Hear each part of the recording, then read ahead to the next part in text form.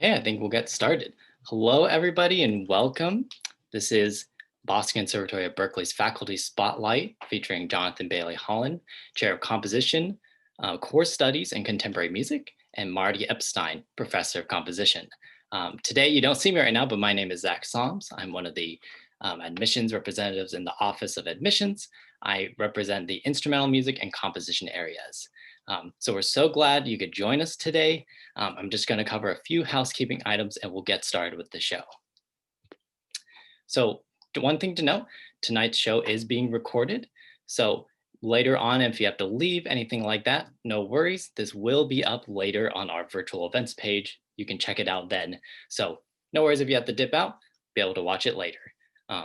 So I'll now go over our program today. So today our panelists will be talking a little bit about their careers, what it's like to be a composer, their teaching philosophies as members of the conservatory, and they will also be talking a little bit about the composition program in general. After all that, we'll be having a Q&A. You may see at the bottom of the screen, there's a little Q&A function down there. Feel free to submit questions throughout the presentation as they arrive to your head. We will gather those up, and at the end, we'll do a little Q&A session, and we'll answer your questions live for you. Now I'm going to show you a slide here. Ooh, 1 second. So there's a QR code on this screen. This will lead you to our admissions page where you can sign up for emails.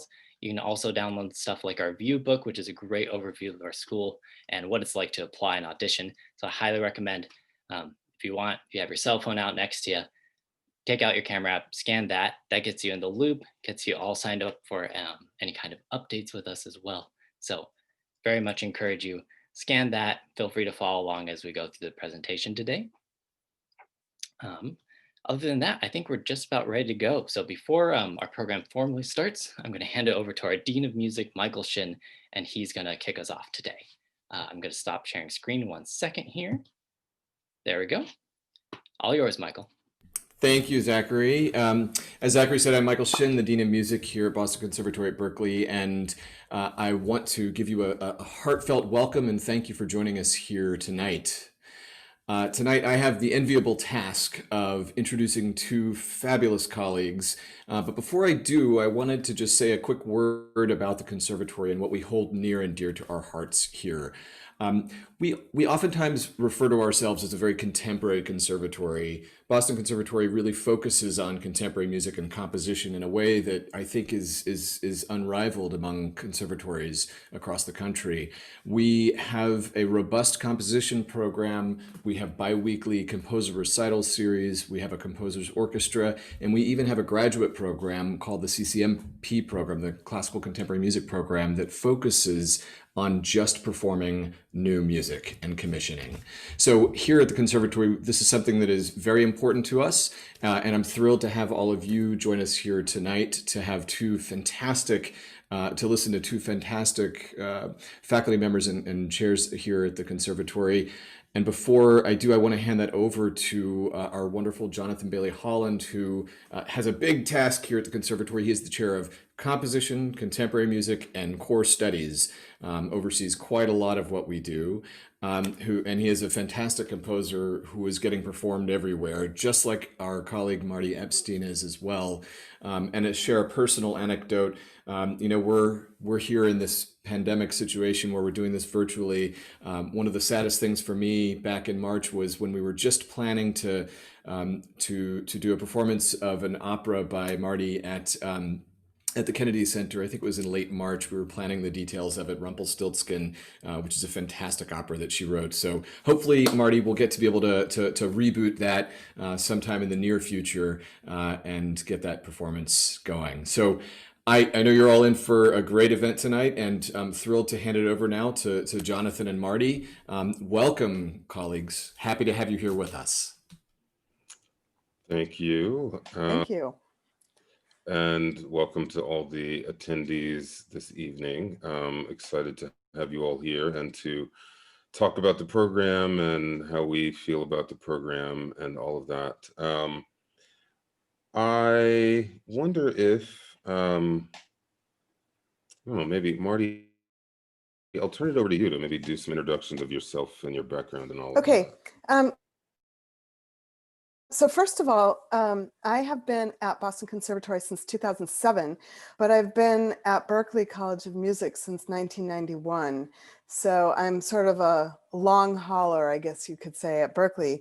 But in 2007, I got an opportunity to also come over to the BOCO side, and this was pre-merger. And I had been looking at BOCO from afar, not that far because, from Berklee, but sort of pining for wanting to teach here. And then when I got the opportunity, it was just really such a thrill for me because the BOCO students are so energetic and focused and curious. And I was so happy to work with them. I started with 2 students, one of whom is Misha Salkind Pearl, who is now a colleague. He teaches in the composition department. Anyway, to back up just a little bit, I went to the University of Iowa and the University of Colorado for my undergrad, and then I went to Boston University, and that's why I moved to Boston. And I don't want to go on too long about my career, but the thing that I will say, because I know a lot of you are probably wondering, how can I make a career as a composer? I think probably the most important thing I can tell you is that it's not linear. You don't say, oh, okay, I'm going to do X, Y, and Z, and then I'll be a professional composer and get all these commissions. It's, in a way, thankfully, not that linear. And I say thankfully because it's a journey that involves meeting performers and meeting other composers and developing a network and developing a community of people. And the almost, I would say, alchemy of that kind of community leads to all kinds of opportunities. Dean Shin mentioned the opera I wrote, Rumpelstiltskin. So Rumpelstiltskin was written for the Guerrilla Opera. Guerrilla Opera is a group that started at BOCO. They decided, we don't want to do the classic large-scale operas. We want to start an opera company that focuses on small, avant-garde, brand new operas. And so they commissioned, I think maybe their second or third commission.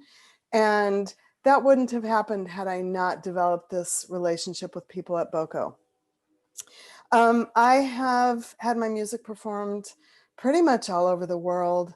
And I am a 2020 Guggenheim Fellow. And when I talk about things not being linear, the most important thing about that is that I applied for the Guggenheim 28 times before I finally got it. So you have to keep trying, you have to keep composing, you have to keep making art. And I think I'll leave it there, and I'm sure you'll have questions as we go. So Jonathan, I'll turn it to you. Yeah, I always tell students that composing is all about the long game, and you have to like not want to do anything else but compose to stick it out. But the rewards can be great if you absolutely need to do this and you can't live without writing music, which I think is true for all of us here. A little bit about my background. I also started teaching at Berklee College of Music before coming to the conservatory, and I've known Marti since I guess I got there in like 2000 or so, somewhere around there. And also kind of was curious about what was down the street at the conservatory, and was really happy when I ended up here. Prior to that, I'm originally from Michigan. I went to Interlochen for high school, and I got there as a trumpet player and started taking composition lessons, and then sort of never really looked back. It just kind of felt more like what I was supposed to be doing. I went to Curtis Institute of Music for undergrad, and then I came to Boston to go to Harvard for grad school, and right out of Harvard started teaching at Berklee. And I was going to say never left, but I actually did leave for a little while and then ended up coming back because there's just, Boston is such a rich environment culturally and academically. And having spent my graduate school years here, I just, had connections as one does when you start to kind of get into a scene in a place. And Boston is really unique in that it is, in a lot of ways, a small town that is a big city, and you run into people if you go to concerts, and the longer you stick around, the smaller the circle gets. And I would say that pretty much everybody that's teaching in the department knew each other long before we all started teaching here. So that just kind of, underlines that particular point. Um, a little bit of background about just some of the other members of the department, just, to give everybody like a little bit of a shout out here. So Misha, who's one of our faculty members, who was a student here, I believe in his undergrad, is that right, Marty? No, he was a master's student at BOCO. Okay, Yeah. great. And Misha kind of teaches a little bit of everything. He teaches some theory, he teaches some musicology, and he teaches composition. Um, we have Tim McCormick, who is the newest faculty member, a recent Harvard graduate. Tim actually has a background in dance as well, which is kind of interesting. I don't know that And he's a bassoonist too. and a bassoon, dance and bassoon. That is a combination you probably don't find in most places. Um, Tina Tallon, who is also a recent new faculty member. She went to Brandeis, and even before that, I think she got a degree in biochemistry in her undergrad before going into composition, and is finishing up at University of California, San Diego, and teaches a lot of our electronic music courses, and is currently a Radcliffe Fellow this year.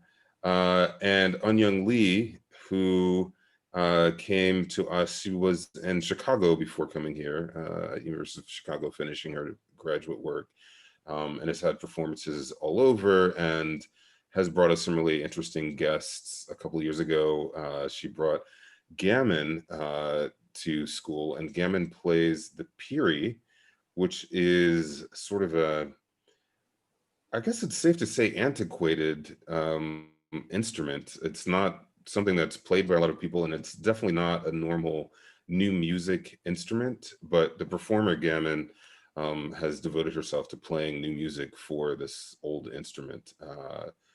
So lots of exciting things that go on in the department. A little bit of an overview of all the different personalities that we have here. So I think we want to spend a little bit of time just talking about our kind of personal teaching philosophies, and then we can go into talking about what goes on in the department. I don't know, Marty, do you want to start first? Yeah, I'll talk about it. I think the first thing to say is that, well, I guess I want to say a couple things about my own compositional process. And the reason why I want to talk about that a little bit is because I very much do not want my students to be like me necessarily. I think I probably have what might seem to you all a very idiosyncratic process. I don't engage with any sort of sound producing device when I'm composing. I don't sit at the piano. I don't sit at the computer. I try to imagine a sound or a texture, or I almost always know what instruments I'm writing for. So, and in addition to that, I almost always know whom I'm writing for.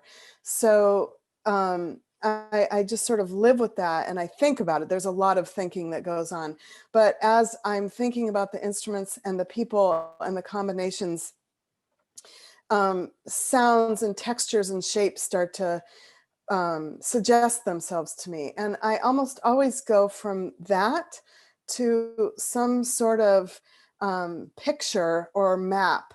And I draw a lot. I draw my music a lot before I actually write it down. And I work on proportions, and I work on textures. And if I have, for example, a lot of instruments playing a lot of close sort of micropolyphony, I'll draw lots of scribbles and things like that. And while I'm doing that, of course, then actual pitches and rhythms and things like that start to suggest themselves to me, and I'll jot them down. And I usually have 5 or 6 or 7 or 8 different kinds of pieces of sketch paper going on my desk. And one very important thing that Jonathan and I have in common is our love of pens. And I have all different kinds of colored pens that are helping me figure out how I'm going to organize things. And I do a lot of listening, and I do a lot of score study, because sometimes someone else has figured out how to notate something that I want to try to figure out how to notate. And I sort of learn from that person. I don't want to say steal or borrow, but I learn from that person, and I learn from their score, and I will copy down what they did in my music notebook and let that inform how I put my music together. I also like to listen to music that I'm not familiar with or that I think I don't like, because that always urges me or invites me to go into a place or have my music go into a place that I could not have imagined before. And that's the piece that's really important for me as a teacher. I will never tell a student, you can't write that, you have to write that. I will never tell a student that. But what I might tell a student is, and I have a student right now who is like this, he only wants to write piano music. So I will say to him, okay, so for your next piece, you're just going to write solo cello and you're not allowed to write for piano. Not that I'm trying to make him do something that is completely foreign to him, but I'm trying to get him to grow in a way that he couldn't have imagined growing before. My main objective with my students is to try to find who they are as composers and then push them gently a little bit so they can be the best version of who they want to be as a composer. I want to encourage them to not rely on the familiar, because sometimes the familiar feels right only because it's familiar. And instead to encourage them to be curious about new things, because then that informs the kinds of things that they will imagine in their own music. I'm also very committed to getting my students to write by hand. To write by hand, you don't have to notate by hand, although I do notate all my music by hand, but I think that might be above and beyond for some people. The last thing I'll say before I hand it back over to Jonathan is asking my students to write by hand is a little bit difficult now that all my lessons are on Zoom for this semester. But not impossible. They take a picture of what they're doing, they scan it, and they send me the PDF. But sometimes it's easier for them just to do it on some sort of notation software and then send me the PDF of that. But in a perfect world, in a post-pandemic world, I would want my students to bring in pieces of paper that they had scribbled on and had written on. And if they want to learn how to make maps of their music, before they write it, I'm more than happy to help them do that too. Okay, I'm going to ask you a question. Okay. Why is the handwriting process so important to you? I have always felt like the computer screen is a barrier between the sounds that I hear in my head and how I want to write them down. It doesn't help me, it hinders me. And now that I've been on Zoom, like sometimes 10 hours in a day, today it's 11 hours. Some days I'm lucky and it's only 2. I really feel that. I feel like the computer screen is absolutely getting in the way of what I can hear and what my students are hearing. I feel like composing is a very visceral activity, and I imagine the sounds in my head, and I feel like they're going directly from my ear into my arm, and I write them down and I feel a direct connection with the pen or the pencil on the paper. And I feel like I'm hearing the music. I think this is the important thing. I feel like I'm hearing the music in a much more direct way as I'm writing it down, more so than if I were typing it in and hearing a playback. First of all, the playback doesn't sound anything like what I'm imagining in my head. And second of all, it's just that visceral act of the pen or the pencil on the paper that's directly connected to my ear and my inner ear, the ear that's in my brain. And I will ask you the same question. You have ears in your brain? I do. Oh, that's cool. You do too. That's true. And I would agree with you. And I both don't want to underline the point too much, but also I do want to underline the point. And we'll even say that we put in a syllabus for our first year students that they have to show us some notation by hand, even if they do the final version on the computer. I agree that one, we both have a thing about pens, but also that there really is nice. There really is a connection between the brain and writing things on the page that you just don't get by using the computer at the beginning of your process. And I mean, I've experienced it myself. I've had students tell me as well that, you know, once you start with a computer notation program, you have to make decisions about the music that you haven't made yet to even get to the part where you can put notes in. You have to determine what time signature you're in. You have to determine what key signature you're going to use, if you're going to even use one. And you may not know any of that at the beginning of the process. And then um, you see this perfect piece of manuscript paper with measures and bar lines already in place and rests already in place. And I think that it forces your brain to think about music as fitting into each of those measures.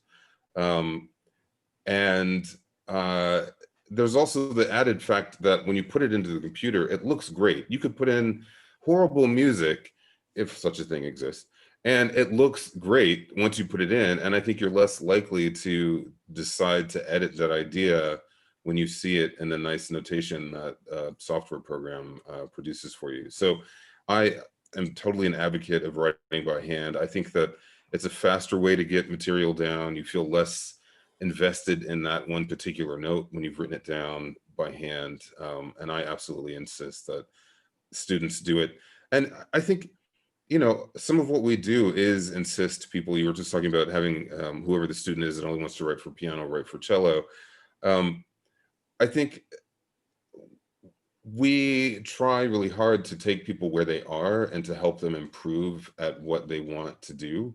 And I mean, I think that the goal for us is not to create a bunch of composers that write the same kind of music, but a bunch of composers that do a really good job of writing whatever kind of music it is they want to write. But I think that they can't do that by only writing one kind of music for the time that they're here. And I think when you're a student, you know, as an undergrad, it's only 4 years. As a grad student, it's only 2 years, and that really flies by. And I think while you're here, it's a chance to experiment, to stretch yourself in ways that you may not necessarily have thought of before. I sometimes will tell students you're not allowed to have an opinion on whether or not you like something because you haven't had enough experience with any of it yet. And you may come in with a certain idea about what you want to do. You may try out everything under the sun while you're here, and you may leave doing the same thing you did coming in, but at least you have experience with all the other styles that you didn't think you liked or didn't want to explore, so that you have a reason behind the preferences that you express. So I don't know, for me, I think it's a big deal to help people improve at what it is they're trying to do and not necessarily impose something. I think I remember as a student hearing music by composers at various schools, and there were certain people where I could tell who they studied with because their music sounded like a watered down version of another composer. Marty, I'm sure you had that experience. Yeah. So, so I think we really are conscious of that. I think too that listening to the music that all of us on the faculty write, I mean, we're all so different, and our voices are so different. And I think that that's an asset in our program. We also want people to explore. We encourage people. In fact, we require that you move to a different studio each year of your time here, because we want students by the end of their time to have heard a variety of opinions and ideas, and to then figure out what it is that resonates most with them as they move forward with their careers.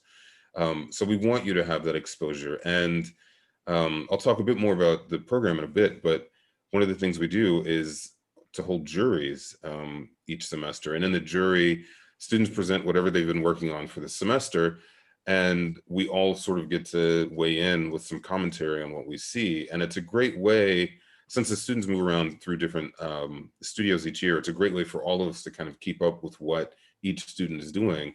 And we have definitely had like some heated conversations in juries where one of us thinks this is how it should be, and then another one will be, well, I don't think that's right. I think it should be this way. And I think sometimes the students are a little taken aback that we're so direct and forthright in our opinions. But I do think that it's good for everyone to hear a variety of perspectives, um, and figure out what they actually think at the end of the day.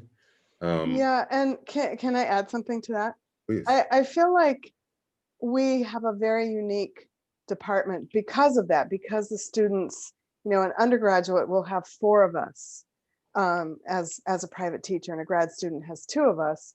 But we all know all the students because of juries, and because the faculty, the entire faculty, go to all of the composer recital concerts, even though it's not something we're required to do, it's not something we're paid to do. It's something that we do because we are all very committed to hearing the music that our students write. So it's like this big family. We all know what everybody is doing, and it creates this sense of community that, and I've been at a lot of other schools. I've been at 3 other schools as a student, and I've been at several other schools teaching, including Berklee. And Boca was very unique in this regard. It's like this, I keep using the word family, but it's really like this family in all the good ways.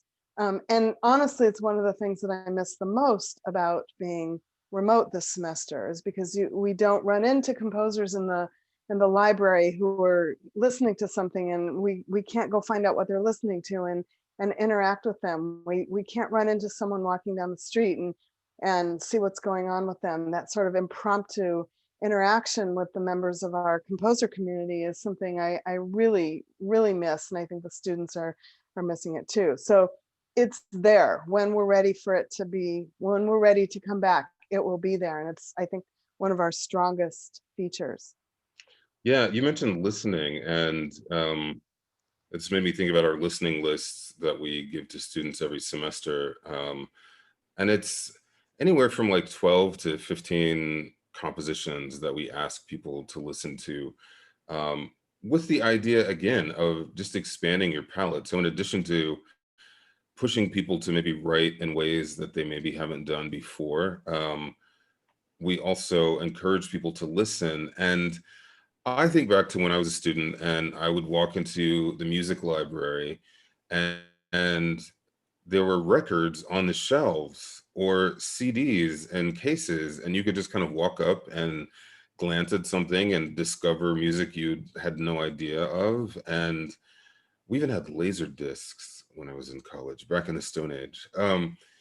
And you could easily discover music you didn't know. And nowadays, I think, you have Spotify, you have Pandora. They basically tell you what to listen to. And unless you know what you're looking for, you're not going to go too far down any rabbit holes, because their algorithms will keep giving you exactly what they think you want. And at a certain point, they max out. So you're never going to hear something like the Paul Bowles Picnic Cantata listening on Spotify, but it's a great piece. So we put together listening lists, that are quite varied. I'm trying to think, even just this semester, Stephen Takasugi's Sideshow. right, which is a crazy piece. Yeah. Uh, Anthony Braxton, um, a cello work by Raven Chacon, who I didn't even really know about before discovering this piece. And the recording that we presented to people to listen to was actually our own faculty member, Rhonda Ryder, playing this piece in recital. Matama Roberts, who's a saxophonist and composer, who writes really kind of interesting music and graphic scores and blurs the line between styles. And so I think of it as trying to recreate that experience of walking into somewhere with lots of stuff you've never experienced before, and just listening and keeping your ears open. I think that that is an important part of a composer, building your palette, so that you have things to draw on, as you kind of, progress through your career. Um, I guess sort of slowly transitioning into talking about the program a bit more. So I think the sense of community that Marty talked about, I think, is so essential. I mean, it's essential to the conservatory, really. as a whole. But even in the department, again, thinking back to when I was a student, particularly in graduate school, I kind of thought like the faculty weren't supposed to like each other, because it seemed like that was always the case, that the professors had a thing, but they were very cordial in person, but didn't really think very highly of one another. Um, and I think if we're all together, we're usually cracking jokes and having a good time, and also giving each other a hard time when appropriate. And I think that seeps into the student experience here as well. And when it doesn't, it really stands out. Occasionally there are people who don't necessarily appreciate that dynamic, or don't necessarily jive with that dynamic. And I think that they quickly kind of find that this isn't necessarily the right environment, if they're much more sort of competitive by nature, or feel the need to make themselves feel good by letting other people know what they think are the issues in their music. It quickly becomes apparent that that's just not the ethos of our department. It's much more supportive. It's much more open. Um, and I mean, I think it's great. We have weekly composition seminars, and at the beginning of seminar, I don't remember if it was last year or 2 years ago, I remember going around the room and asking everybody to introduce themselves and to talk about something they had listened to recently that they really enjoyed, or maybe it was like the last piece they listened to. And I swear we had everything from like Dvorak to, like, I don't even know, like crazy stuff, like movie soundtracks, and pop music from the 80s, and disco, and And Lady Gaga, and like everything, the whole gamut. was it Avik was Indonesian EDM. Oh yeah, that's right. I mean, all over the place. And Yeah. I think that that's great. I mean, that is who the department is. And you hear all of that in the music that the students write. Um, I think a little bit about, so both Marty and I have been at the college and the conservatory. And the question often comes up, like, what is the difference between the two schools, and how would you define it? And my take on that is that, just the name college versus conservatory tells you a little bit about the difference between the two. I think the college functions in a lot of ways like a typical college, where you come in, you have a set curriculum in your first year, and then you kind of declare what your major emphasis is going to be. And I think it's a good place for people who want to try a little bit of this and try a little bit of that and create their own kind of experience. Whereas the conservatory, you come in and right away, you know what your major is, and you have hour-long lessons every semester, and you're really kind of focused on that one particular area. I don't know, Marty, if you would agree with that, or if you would add. I would totally agree with it. And I also would add that I feel like the education at Berklee is very, and by the way, when I say this, sometimes people bristle, on the Berklee side, people bristle at this, but I really think it's true.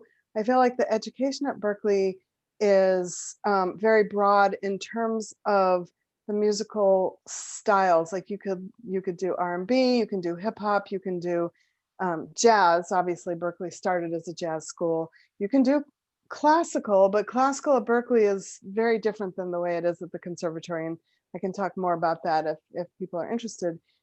And you have to take 4 semesters of jazz harmony before you can even get to what we think of as classical music theory, and only 1 semester of music history, which I think, as someone who attempted to teach that course, it's just not good enough. It's just not good enough. It's a lot of years of music to squeeze into one semester. Yeah, and I always forget sonata form, and then it's gone. But I don't teach that course anymore for obvious reasons.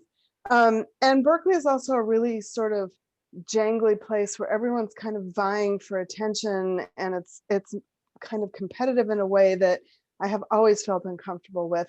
And interestingly, it's amazingly conservative musically. So Berklee prides itself as being, the contemporary music school, and they look over at Boko, and Boko is like the the classical school. But interestingly, BOCO, whether it's the music department or the theater department or the dance department, we are all engaged with the living art as it is now. We're not, all of the composers at BOCO are interested in creating, 21st century music, where at Berklee, I feel like everyone's sort of not quite in that same ballpark. And again, I can say more about that later if anyone is interested. The days when I come to BOCO after having been at Berklee all day, it's like, Berklee is just like this really jangly place. And then I come to BOCO and I feel like people are quieter and smile more. And I don't know, it's an interesting difference in the vibe. And I don't want to say any sort of qualitative descriptors, but it's different. And I think it's more focused at BOCO. I think that's what I would say about that. Yeah. I agree with that. I tell people, like, if you're trying to decide which one is right for you, all you really need to do is walk in the door and you'll know whether or not that's the place you need to be or if you need to be down the street at the other place. Yeah, exactly. Having said all that, we also really do allow people to, move back and forth between institutions. A lot of the conservatory students will take everybody takes liberal arts together, which I think is great because people get a chance to meet people at the other institution. But a lot of our composition students will take technology classes or some jazz harmony classes or perform in ensembles at the college. And vice versa. We'll occasionally get some composition majors taking some of the electives at the conservatory, composition majors at the college taking electives at the conservatory. So there is ample opportunity if you're at either school to experience some of what goes on at the other school. But I think it's really, as Marty pointed out, it's really, as Professor Epstein pointed out, Epstein. Professor Epstein pointed out, there really is a difference between the two schools. A bit more about our department. So I talked about already the fact that we have people move through different studios every year. We pride ourselves on having students getting their music performed, which is a really big deal. I mean, as we talked about notation programs, and I will say, I have nothing against MIDI, and I actually think that it is a tool that does help composers to hear their music kind of played back in real time and some version to give them a sense of what they're writing and to be able to hear it. So I think that it can be helpful for composers, but nothing replaces hearing your music with actual people playing, and nothing replaces the experience of composers finding performers and making those relationships and connections and getting them to play your pieces and learning how to rehearse an ensemble so they play the piece the way that you want it to be played, and the learning that's involved with that process, so you understand how maybe what you put on the page didn't necessarily translate to what you heard in your head for the players. And I think those are experiences that are important that you can't necessarily, I mean, we can tell students in their lessons, well, you need to notate it this way because X. And having been students, we know that often as a student, you think, well, no, this is exactly how it needs to be. But once you give it to the player and the player doesn't do what you thought they would naturally do, then there's that moment where when you realize, aha, what I meant was this, and it needs to be clarified. So I think that that's important. And I think a great thing about the conservatory is that new music is just part of what the conservatory does. So our composers are required to write chamber music every semester for our composer recital series. Each composer is given a date. They're welcome to do whatever they want for their concert on that date. And I mean, literally you get everything from, fixed media electronic music to people bringing in a small orchestra to play a piece on composer recital series, and everything in between. We also have each semester a large ensemble concert, so either composer's orchestra or composer's wind ensemble. unfortunately, for obvious reasons, this semester that wasn't possible, but under normal circumstances, composers could expect that. Um, Writing for chorus is part of what is available to composers. Some of these opportunities are assigned, some of them are assigned to people who are interested, and some of them are a bit more competitive in nature. Generally, composers orchestra, I would say, is the most competitive opportunity, where composers deliver a finished piece, and then depending on how many composers have written for the ensemble, how difficult the pieces are, and how much time is allotted for rehearsal, we usually have to pick a certain number of pieces from those that are submitted. Although I will say there was one year where the deadline was early, and I think 5 freshmen actually got pieces played on the Composers Orchestra concert. So we encourage everybody, whether you're a freshman or a grad student or a PSC certificate student, kind of postgraduate, everybody is welcome to submit for all of these or to sign up for all of these. And if some are more competitive than others, then we have to kind of decide based on various factors.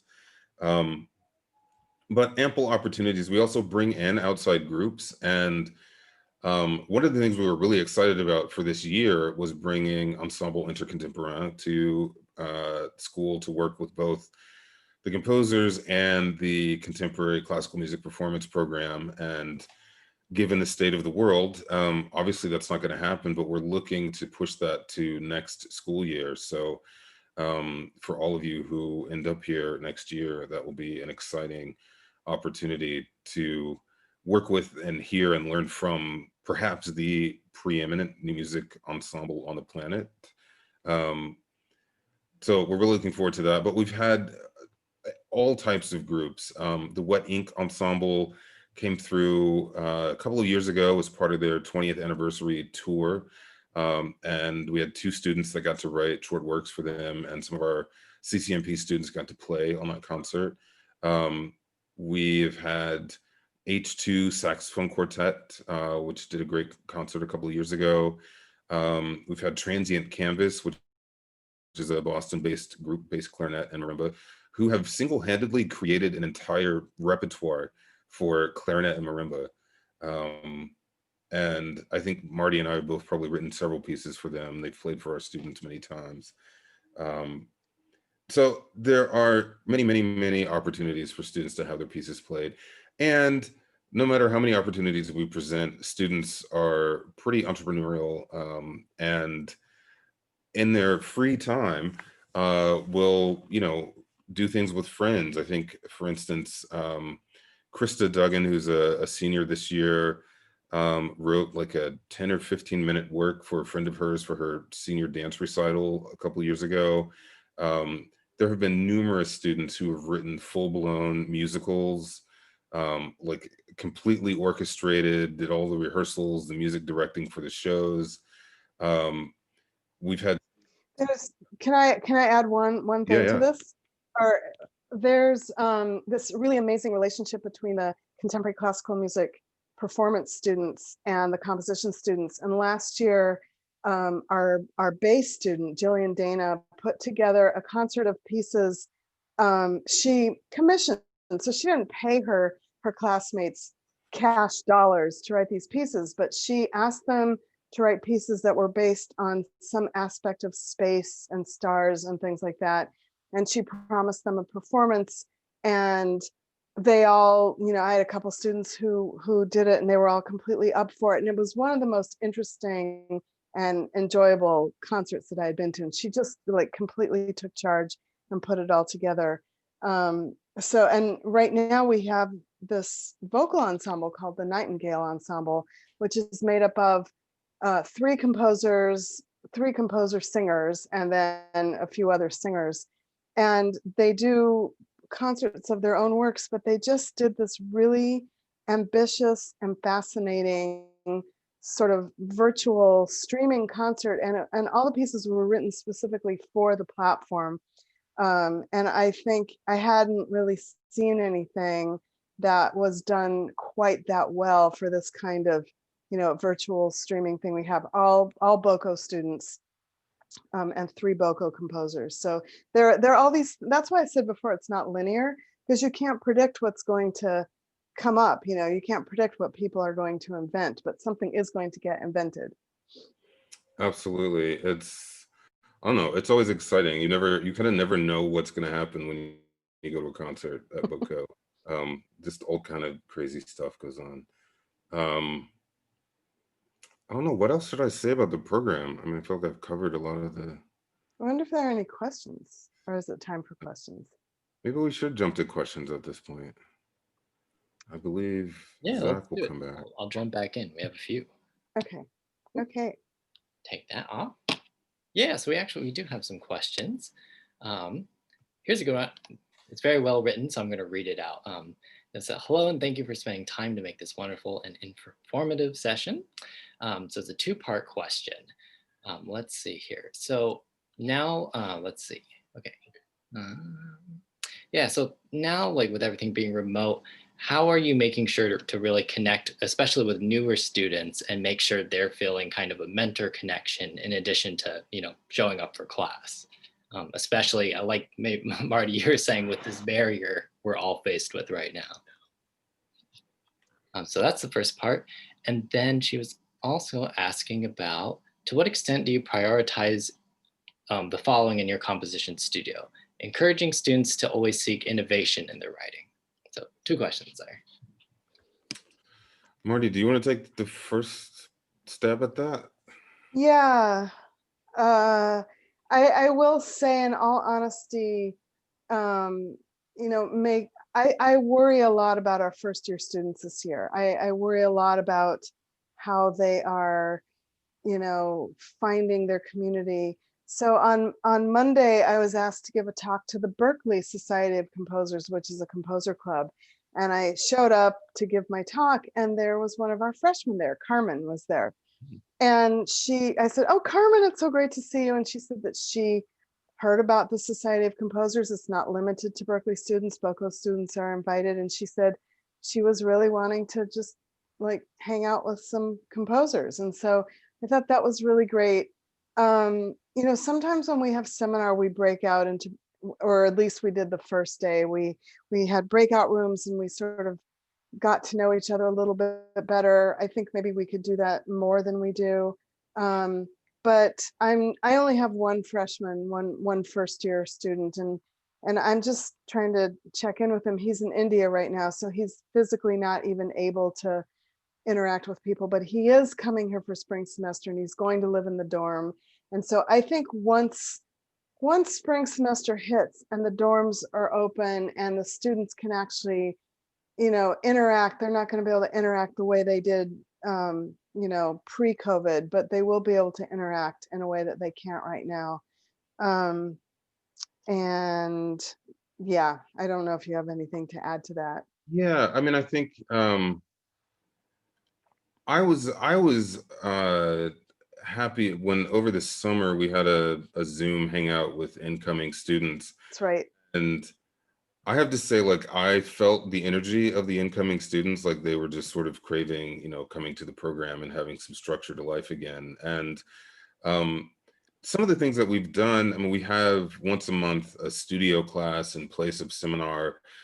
So that is by nature just a smaller group. And I also don't have any first year students. I have actually all graduating students this year, but I kind of just made it like a hangout session and said, let's just chat. And I feel like they really were grateful for the opportunity to just sort of like hang out and chat, even if it was over Zoom. So I think, looking for those kind of opportunities. I know that the students have started a Slack channel where they, can text each other and all of that. I know that there's a composers club where they look at scores and whatnot. So I think that students are creating as much of that as is possible in the current situation. And I think, once we're able to even be somewhat hybrid and have some limited interaction, that will help. But, I think once we get through the semester and we have juries and we've had a semester of seminar, I think people will start to get to know each other a little bit better. And I will say too that it's odd that it doesn't seem like this environment would foster more interaction, but I do find that when we have, for instance, like questions in seminar, that people are asking more interesting questions and more people are speaking up, if you will. So there is an interesting energy to seminar now and to the interactions based on what there was before. The second part of that was something about innovation. I don't remember. Yeah. Oh, and Yeah. actually, this was Bahar asking. Sorry, Bahar. Oh, I didn't hi, say her last Bahar. name, but I know we know Bahar, so I wanted to make sure Hmm. knew her name. So these are her questions. So her Okay. second part was, to what extent do you prioritize encouraging students to always seek innovation in their writing? Um, Can I answer that question? Yeah. Absolutely. Because this comes up routinely, um, especially with my first and second year students. I do not want them to innovate just for the sake of innovation. Like today, I had a student say to me, well, my music doesn't sound very modern. I need to make it more modern. And I said to her, I don't actually know what that means, because and I used the six of us on faculty as an example. I said, there are six of us, we're all modern composers. We have six completely different styles. So I think I know what she meant, but I made the point to her that I don't know what you mean. So what I said to her is, what I would like you to do instead is innovate for you. So don't just sort of blindly think, oh, I need to put some extended techniques because that's modern. Because then it's not organic to the music, and then it's not sincere.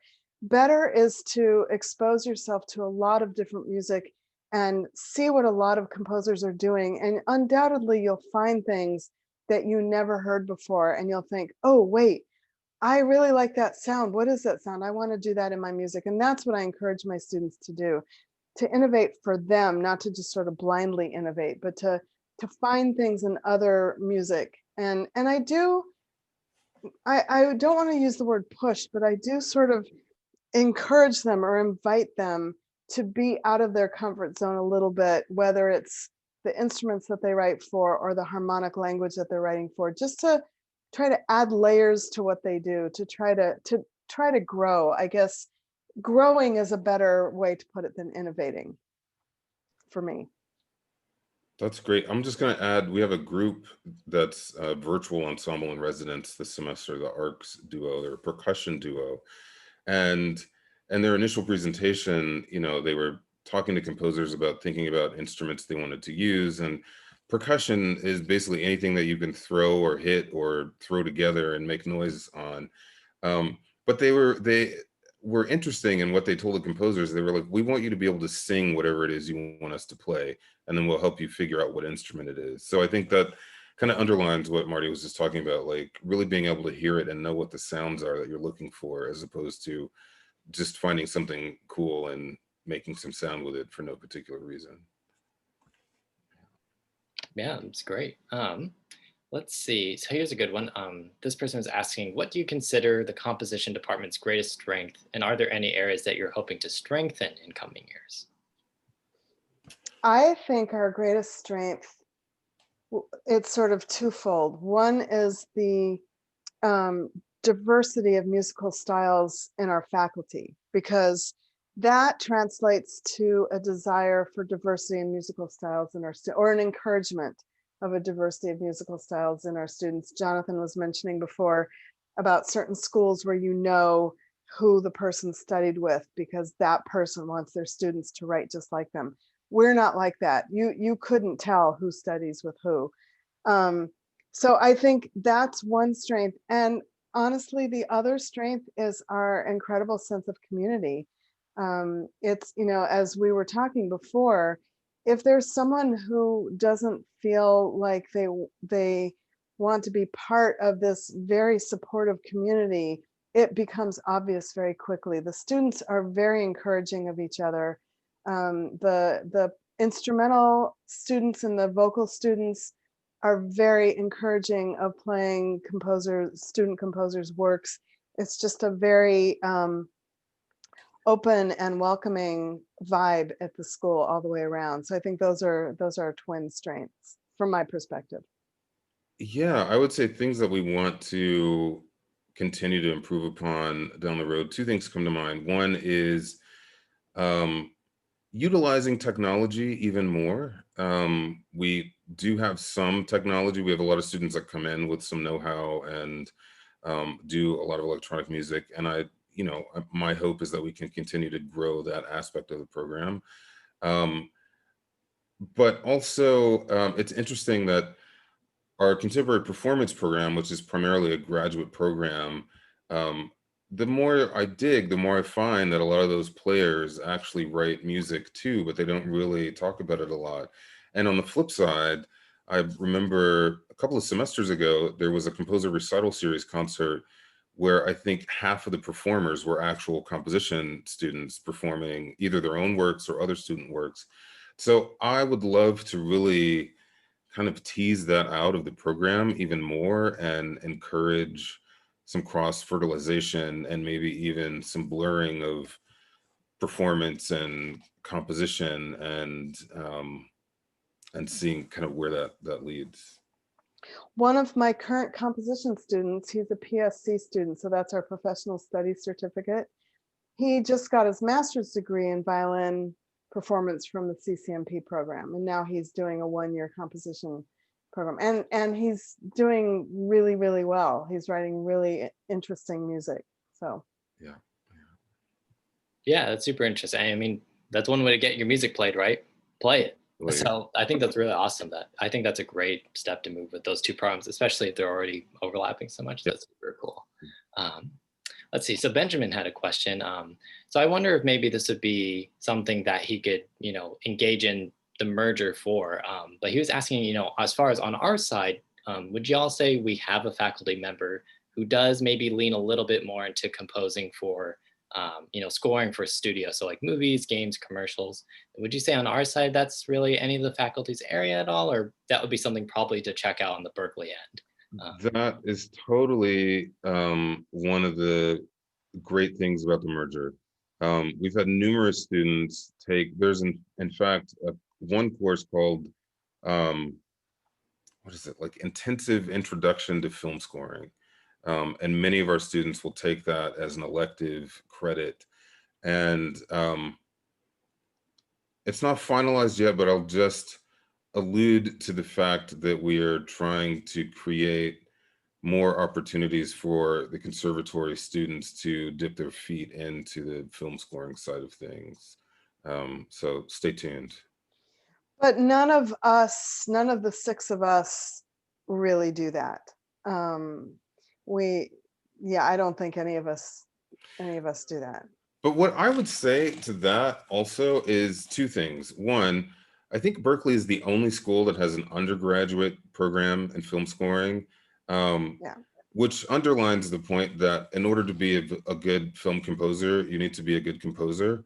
And so, the skills are transferable, whether or not you go into film scoring or concert music or electronic music or pop music, even after you leave the conservatory. I mean, you can do any of that. We have plenty of students who write Broadway musicals. The foundations are the same. And I think that's where we really excel, again, in this idea of helping people to more fully become who they are already by helping them to really solidify that kind of foundational development that you need, regardless of style. Yeah, that's great. I think we're running just up to 9 o'clock here. Maybe we can do one more and we'll call it a wrap for today. But if you have any questions that we missed today or anything like that, I'll give you an email on a slide in just a second. So no worries, we'll get to your questions. But Will was asking, so what emphasis is placed on improvisation in the course of composition at, or I guess, how much do you lean into improvisation as a compositional tool here at the conservatory? We have a great teacher, Pierre Harel, who teaches an improvisation workshop. And I was just talking to Pierre the other day. He usually has 4 sections of it every semester because it's that popular. And he said there are people that have taken his class like 7 times because they love the class so much. And he has an amazing way of bringing out people's comfort and creativity in the realm of improvisation, and improvisation that's not style specific. So we definitely encourage students to do that. And as composers, there are ensemble requirements. So you have to do a little bit of performing. And if you're not a performer, we have ways of fulfilling that requirement. But for those who are performers, many of them have taken his class multiple times. And we're looking to expand that. We have some other faculty members who do different types of improvisation. So we're looking to add actually a class or two in improvisation, particularly at the graduate level in the coming couple of semesters. So definitely is a component to the program. Yeah, I will also add that as part of the compositional process, I feel like that's kind of a deeply personal thing. And I try to get my students to discover what their process is. For me, I can't improvise as a tool for composing, but I do have students who can only improvise as tools for composing. And so I have to, figure out who it works for and who it doesn't work for. If it works for you, I will encourage you to do that. And if it doesn't work for you, I won't ask you to do that, basically.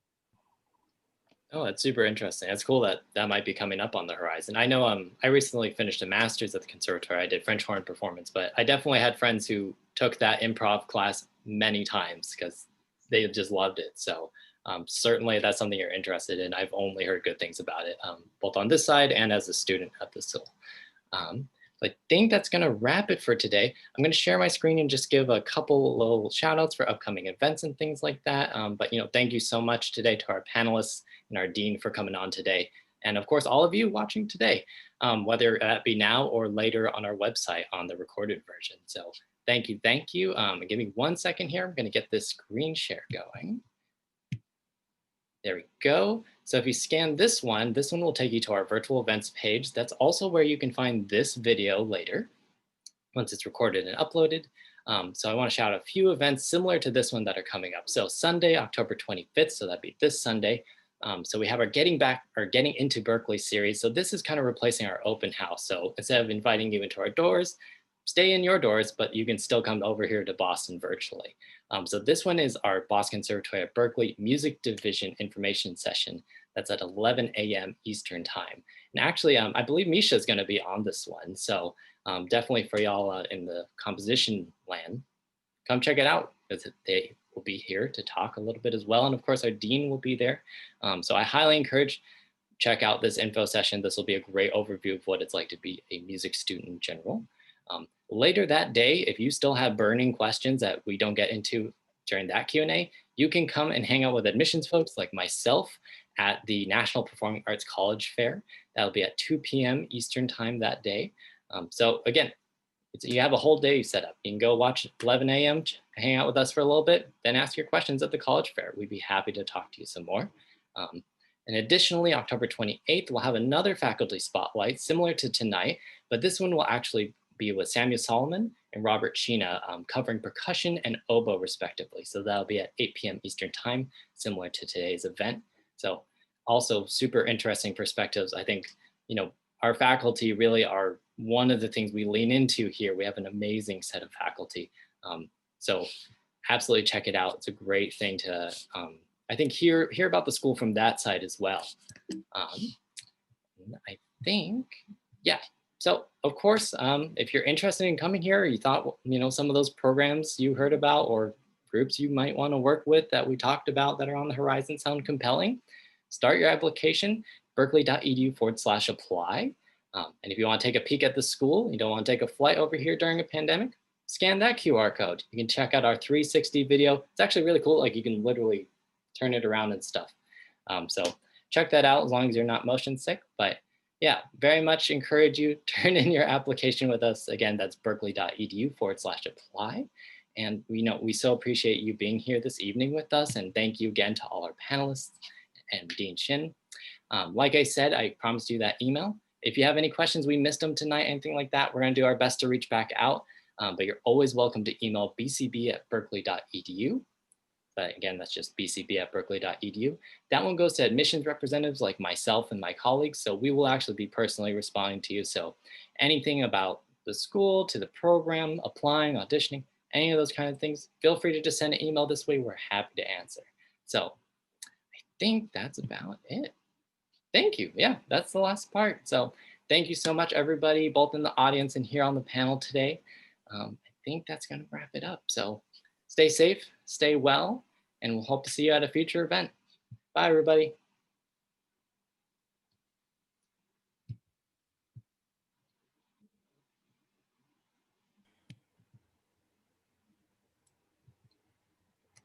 Are we all done? Give me 1 second here.